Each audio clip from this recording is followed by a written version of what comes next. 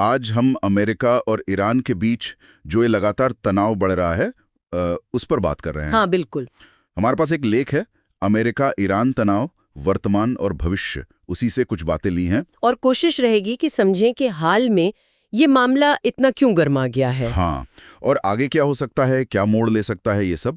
देखिए, ये दुश्मनी कोई आज की तो है नहीं। नहीं, दशकों पुरानी है ये तो। बिल्कुल, लेकिन हाँ 2024-2025 में कुछ खास वजह रही, कुछ चिंगारियां उठी। हाँ, जिन्होंने इस आग को जैसे और भड़का दिया है। तो आइए इसी उलझे हुए मसले को थोड़ा परत दर परत खुलने की कोशिश करते हैं। तो पहला सवाल यही कि हाल में ये तनाव इतना ज्यादा क्यों भड़क गया। लेख में इसके पीछे 3 मुख्य वजहें बताई गई हैं। पहली वजह तो वो 2023 की हमास इजराइल जंग है। सही।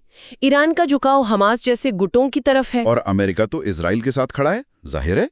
तो इसने वो जो पहले से दरार थी उसे और गहरा कर दिया। बिल्कुल, और ये खाई शायद तब और चौड़ी हुई जब लाल सागर में वो हमले शुरू हुए। हाँ, वो दूसरा अहम कारण था, यमन के हूती विद्रोही, जिन्हें ईरान का समर्थन हासिल माना जाता है। हाँ, उन्होंने अमेरिकी और दूसरे कई जहाजों को निशाना बनाना शुरू किया। और ये हमले सिर्फ दिखाने के लिए नहीं थे, इनका असर तो सीधा वैश्विक व्यापार पर पड़ा। बिल्कुल, एक बहुत ही अहम समुद्री रास्ते पर असर पड़ा और इसने अमेरिका को मजबूर किया कि वो जवाबी कार्रवाई करे। तो ये एक घटना नहीं बल्कि पूरी घटनाओं की एक कड़ी थी जिसने तनाव बढ़ाया। सही कहा। और फिर एक तीसरा पहलू भी है, ये ड्रोन और साइबर हमले। हाँ, ये आजकल एक नया मोर्चा बन गया है। ये कैसे इस पूरी तस्वीर में फिट होते हैं?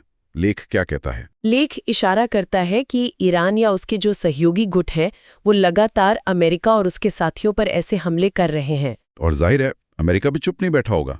नहीं, बिल्कुल नहीं। अमेरिका ने भी जवाबी कार्रवाई में ईरानी ठिकानों को निशाना बनाया है, ऐसा लेख बताता है। तो ये एक तरह की अदृश्य लड़ाई चल रही है। हाँ बिल्कुल, और यहाँ ये समझना बहुत जरूरी है, जैसा लेख में भी कहा गया है, कि ये सारी हालिया घटनाएं, जैसे हमास इजराइल युद्ध का असर हो या लाल सागर के हमले या फिर ये ड्रोन वाली लड़ाई, ये सब उसी पुरानी दुश्मनी की नई परतें हैं। अच्छा, ये कोई बिल्कुल नई शुरुआत नहीं है। नहीं, ये दशकों से जो संघर्ष चला आ रहा है उसी का एक नया और शायद ज्यादा खतरनाक दौर है। इन घटनाओं ने जैसे पहले से सुलग रही आग में घी डालने का काम किया है। बिल्कुल सही। तो अब सवाल ये उठता है कि आगे क्या, भविष्य में क्या हो सकता है? लेख कुछ संभावनाओं की तरफ इशारा करता है। एक तो ये प्रॉक्सी वॉर वाली बात है, पर्दे के पीछे से लड़ाई। हाँ, यानी दोनों देश सीधे आमने सामने आने से बचें, लेकिन अपने समर्थक गुटों के जरिए एक दूसरे को निशाना बनाते रहें, कमजोर करते रहें। और सच पूछिए तो ये प्रॉक्सी वाला खेल तो एक तरह से चल ही रहा है शायद। हाँ, काफी हद तक तो चल ही रहा है, लेकिन ये भी कहता है कि सीधी बातचीत की जो उम्मीद है वो फिलहाल कम है। हाँ, फिलहाल तो कम लगती है।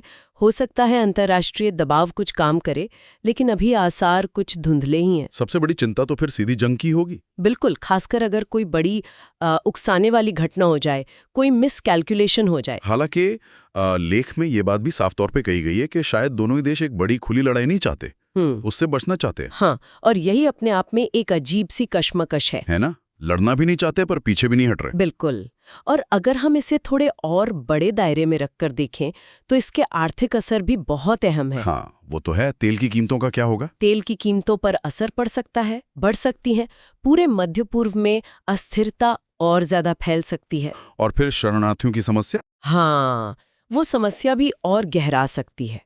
तो ये दिखाता है कि ये सिर्फ 2 देशों के बीच का झगड़ा नहीं है। नहीं, इसका असर तो पूरी दुनिया पे महसूस हो सकता है। बिल्कुल। तो कुल मिलाकर सारी ये निकलता है कि अमेरिका ईरान के बीच जो तनाव है, इसकी जड़ें बहुत गहरी हैं। हाँ, और हाल की घटनाओं ने इसे और उलझा दिया है। सीधी लड़ाई की संभावना शायद कम हो, जैसा लेख कहता है, लेकिन ये लुकाछिपी वाली लड़ाई, प्रॉक्सी वॉर, दबाव बनाने की राजनीति और ये छोटी मोटी झड़पें, हाँ, ये सब जारी रहने की पूरी आशंका है।